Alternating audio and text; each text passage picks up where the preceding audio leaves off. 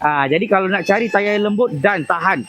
Tahan ni maksudnya tak bengkak, yang berkualiti tinggi, yang kita speed pun tayar tu tak lari. Langgar air pun steady je.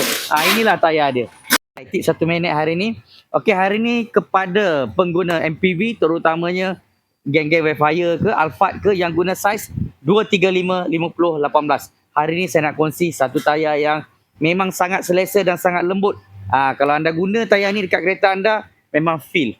Memang puas hati. Bawa ni tengok jalan ni, kalau jalan tak rata macam ni memang boleh rasa dia lembut je. Macam duduk atas sofa. Ni saya tunjuk sekarang. Jom, ini tayar dia. Okey, tayar Vredestein. Untuk Alltrack Warranty.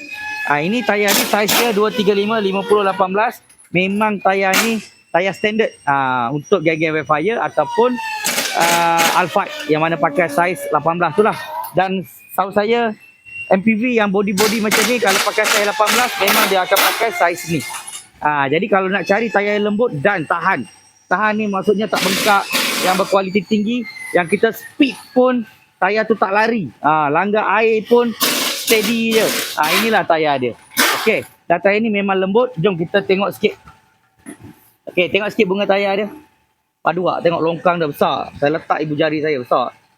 Longkang dia pun besar. Longkang dia ada 1, 2, 3 dan 4. 3 longkang yang sangat besar. Kalau tengok bunga dia ni, biasa bunga-bunga macam ni, inilah bunga-bunga tayar performance.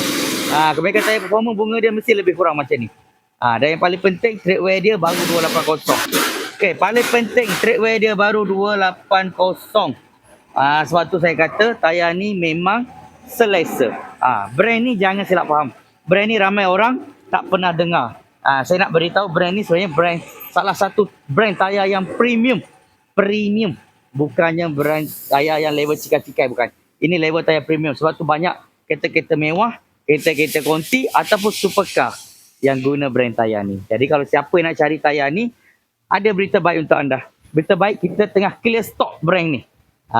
Nak tahu berapa harga, nak tahu berapa saiz. Kalau saiz ni kita clear stock, harga dia baru 477 sebiji, siap pasang. Waranti 1 tahun.